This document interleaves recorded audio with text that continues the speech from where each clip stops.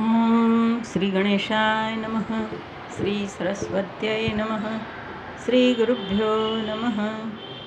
ઓમ શ્રી લલિતાંબિકાય નમઃ.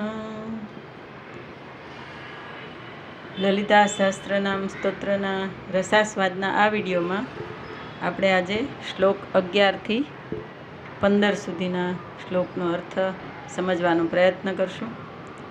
આગળના વિડીયોમાં આપણે 10 શ્લોક સુધી સમજ મેળવી છે. હવે આ 11મા શ્લોકથી શરૂ કરીએ. પહેલાં હું શ્લોકનું પઠન કરીશ અને ત્યાર પછી અર્થ જોવાનો પ્રયત્ન કરશું. નિજ સલ્લાપ માધુર્ય વિનિર્ભત્સિત કચ્છપી મંદસ્મિત પ્રભાપુર મજ્જત કામેશ માનસા. આખા શ્લોકની અંદર 2 નામ આવે છે. પહેલું નામ છે નિજ સલ્લાપ માધુર્ય વિનિર્ભત્સિત કચ્છપી. દેવી લલિતાના શબ્દોના ધ્વનિને સરસ્વતી માતાની વીણા સાથે સરખાવીને એના વીણા કરતાં પણ ઉત્તમ એમનો સ્વર છે એવું બતાવ્યું છે. પોતાના સુંદર વર્ણાત્મક મધુર ધ્વનિથી સરસ્વતીની વીણા કચ્છપી. કચ્છપી એ સરસ્વતી માતાની વીણાનું નામ છે. કચ્છપીને પણ તુચ્છ કરનારા, અર્થાત સરસ્વતીની વીણા કરતાં પણ મધુર વાણી વિલાસ કરનારા એવા લલિતા દેવીનું અહીંયા નામ આપેલું છે. બીજું નામ છે મંદસ્મિત પ્રભાપુર મજ્જત કામેશ માનસા. દેવી ભગવતીનું મંદસ્મિત અને એના પ્રવાહમાં કામેશ્વર શિવનું મન પણ મોહિત થાય છે એવું અહીંયા દર્શાવ્યું છે. શિવ અને શક્તિનું અહીંયા સામરસ્ય બતાવ્યું છે. ચૈતન્ય સ્વરૂપ ભગવતીની પ્રભાધારામાં શિવ સ્થાણું હોવા છતાં પણ ચેતનામાં આવે છે, એટલે મોહિત થાય છે એવું દર્શાવવાનો અહીંયા પ્રયત્ન છે. 12મો શ્લોક જોઈએ. અનાકલિત સાદૃશ્ય ચિબુકશ્રી વિરાજિતા કામેશબદ્ધ માંગલ્ય સૂત્ર શોભિત કંધરા. અહીંયા દેવીના હવે અંગો બધા છે એનું વર્ણન શરૂ થાય છે કે ચિબુક એટલે દાઢી. જેની દાઢી એટલે કે ચિબુક અનૌપમ્ય, કોઈની સાથે ઉપમા ના આપી શકાય કે સરખાવી ન શકાય, અનાકલિત સાદૃશ્ય એવી સુંદર છે. એટલે અહીંયા એવું બતાવવાનો પ્રયત્ન છે કે દેવીના ધર્મ, ગુણ કે રૂપની ઉપમા કોઈની સાથે આપી શકાય નહીં. એટલું એનું બધું ઉત્તમ અને સુંદર અને દૈવી ચૈતન્યમય છે કે એની કોઈની સાથે ઉપમા આપી શકાય નહીં. સપ્તસતીમાં પણ કીધું છે કે કેનોપમા ભવતુ તેસ્ય પરાક્રમસ્ય. એટલે દેવીના જે કાંઈ લીલા કે એના ગુણ કે રૂપ હોય એની કોઈની સાથે ઉપમા આપી શકાતી, અનૌપમ્ય, એને ઉપમા આપી શકાતી નથી. બીજું નામ છે કામેશબદ્ધ માંગલ્ય સૂત્ર શોભિત કંધરા. કામેશ્વર શિવ એ જેની ગરદન શિવે બાંધેલા મંગળસૂત્રથી સુશોભિત છે. માંગલ્ય સૂત્ર શોભિત કંધરા, જેની ગરદન શિવે બાંધેલા મંગળસૂત્રથી સુશોભિત છે. અહીં પણ શિવ અને શક્તિનું સાયુજ્ય બતાવે છે. અને બીજો અર્થ એમ પણ લઈ શકાય કે એના મંગળસૂત્રથી કામેશ્વર શિવને પોતે બાંધી લીધા છે, એને પણ વશમાં કર્યા છે, મોહિત કરેલા છે, એવો અહીંયા અર્થ આપેલો છે. 13મો શ્લોક જોઈએ.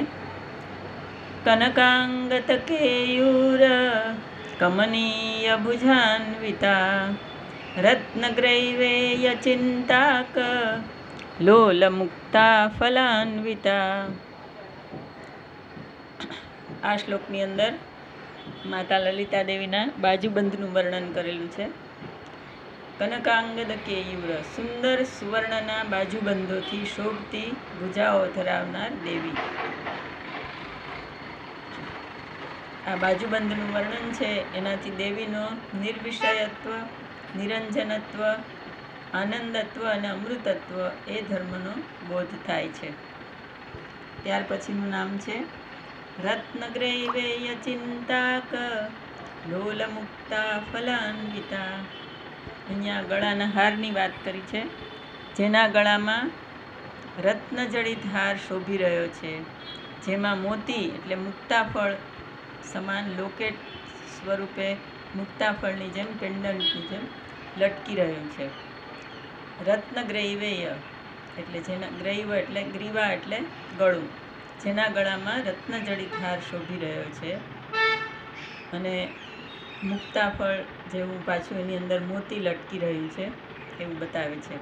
હવેનો ગુઢાર્થ એવો કરેલો છે કે દેવીનું વિભિન્ન ચક્રોમાં ધ્યાન થાય છે અને એમાં ગ્રૈવેય ગળાના ચક્રમાં, વિશુદ્ધિ ચક્રમાં જે ધ્યાન કરનાર છે, મૂલાધાર ચક્રથી સહસ્ત્રાર સુધી જ્યારે ધ્યાનની અવસ્થા પહોંચે છે ત્યારે ઉત્તમ સ્થિતિને ભક્ત છે એ પામે છે. તો અહીંયા ગળાના ચક્રમાં ધ્યાન કરનાર, ગળાના ચક્ર સુધી ધ્યાનની અવસ્થામાં પહોંચનાર જે છે એ મુક્તાફળને પામે છે.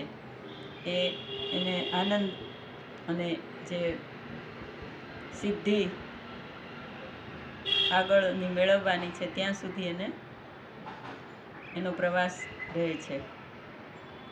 14મો શ્લોક જોઈએ.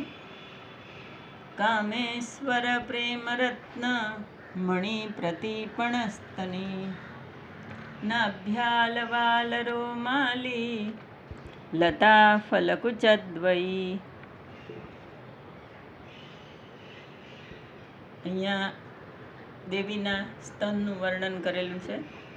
કામેશ્વર શિવ જે છે એને પોતે પતિ રૂપે સ્વીકારેલા છે. એમના પ્રેમરત્નના બદલામાં કામેશ્વરી દેવી લલિતા તેને સ્તનરૂપી મણિ પ્રદાન કરે છે. હવે એનો રહસ્યાર્થ અહીંયા એવો બતાવ્યો છે કે આ જે કામ રહસ્ય છે એ કામેશ્વર શિવ અને માતા લલિતા દેવી એની લીલા છે, એને શિવ સિવાય અન્ય કોઈ જાણવાને સમર્થ નથી. તેથી કામેશ્વરી તેની પ્રેમિકા રૂપ છે તેમ પ્રતિપાદન કરે છે. અને અન્ય મત પ્રમાણે એમ પણ કહેવાય છે કે સ્તન છે એ અમૃત કુંભના દ્યોતક છે, એટલે જ્ઞાનરૂપી અમૃત પાઈને જીવને શિવમય કરે છે, એવો અહીંયા ભાવ લેવાનો છે. ત્યાર પછીનું નામ છે નાભ્યાલવાલરોમાલી લતા ફલક ઉચદ્વયી. અહીંયા પણ પાછું નાભીથી લઈને આગળ ઉપર સ્તન સુધીનું એવું વર્ણન છે કે જેની નાભીની આસપાસથી ઉપર જતી રોમાવલી રૂપી લતાઓના 2 ફળ જેવા સ્તનો શોભી રહ્યા છે. હવે અહીંયા ગુઢાર્થ એવો છે કે નાભી એ અતિ અગત્યનું વિશિષ્ટ સ્થાન છે મનુષ્યના શરીરમાં, કે જે મણિપુર ચક્રનું દ્યોતક છે અને યોગ ક્રિયામાં નાભીમાંથી જ કમળની ઉત્પત્તિ બતાવી છે. અને આપણું પંચમહાભૂતવાળું શરીર પણ ગર્ભમાં શ્વાસ ક્રિયા અને પોષણ એ બધું નાભી દ્વારા જ પામે છે. એટલે પૂર્ણત્વની દ્યોતક છે. પૂર્ણ યુવતીના સ્વરૂપમાં નાભીથી ઉપરની રોમાવલી એ સ્પષ્ટ અને પુષ્ટ હોય છે. એટલા માટે અહીંયા દેવીની નાભ્યાલવાલ રોમાલી લતા ફલક ઉચદ્વયી, નાભીથી લઈને જે રોમાવલી જેવી લતાઓ ઉપર જાય છે અને એના જે 2 ફળ છે એ રૂપે સ્તનો શોભી રહ્યા છે. શ્લોક 15મો જોઈએ. લક્ષ્ય રોમલતાધારતા સમુન્નેય મધ્યમા સ્તનભારદલન મધ્ય પટ્ટબંધવલિત્રયા. હવે અહીંયા લક્ષ્ય રોમલતા ધારતા સમુન્નેય મધ્યમાં દેવીના કમરનો ભાગ જે છે, મધ્ય ભાગ, એના વિશે વાત કરી છે કે જેના અસ્તિત્વનું માત્ર અનુમાન લગાવી શકાય તેવી પાતળી જેની કમર છે. એટલે જેના મધ્ય ભાગમાં રોમાવલી સ્પષ્ટ છે તેવી કમરવાળા, પાતળી કમરવાળા એવા લલિતા દેવી. ત્યાર પછી બીજું નામ છે સ્તનભાર દલન મધ્ય પટ્ટબંધ વલિત્રયા. હવે અહીંયા પણ અર્થ એવો આપ્યો છે કે સ્તનના ભારથી પાતળી કમર તૂટી ન જાય એટલે તેને 3 વળનો સુવર્ણમય સુવર્ણપત્રનો એવો કંદોરો એટલે પટ્ટો બાંધેલો છે. પટ્ટબંધ વલિત્રયા, 3 વળવાળો કંદોરો માતાજીએ કમરમાં બાંધેલો છે. તો અહીંયા લક્ષ્યાર્થ એવો છે કે સ્તન એ અમૃતના ભંડાર સમાન છે, અર્થાત સત્વગુણની વૃદ્ધિ બતાવે છે. હવે માત્ર સત્વગુણથી પ્રપંચ વિશ્વનો થઈ ન શકે, એટલે એને ત્રિગુણાત્મક રૂપ કરવા માટે માતાજીએ ત્રિવલ્લી, 3 વલ્લી, 3 ગુણની સ્વરૂપ એવો કંદોરો ધારણ કર્યો છે, એવો અહીંયા લક્ષ્યાર્થ આપેલો છે. આ રીતે લલિતા સહસ્રનામ જે છે એ ખૂબ જ ગૂઢ અર્થ સાથે માતાજીની એમાં વર્ણન છે. આપણે તો સગુણ સ્વરૂપે માતાની પ્રાર્થના કરવાની છે કે આપણા આધિ વ્યાધિ ઉપાધિનો નાશ કરે અને આપણને સન્માર્ગે દોરીને રાખે, એવી પ્રાર્થના સતત કરવાની છે. તો આ વિડીયોમાં અહીંયા વિરમું છું.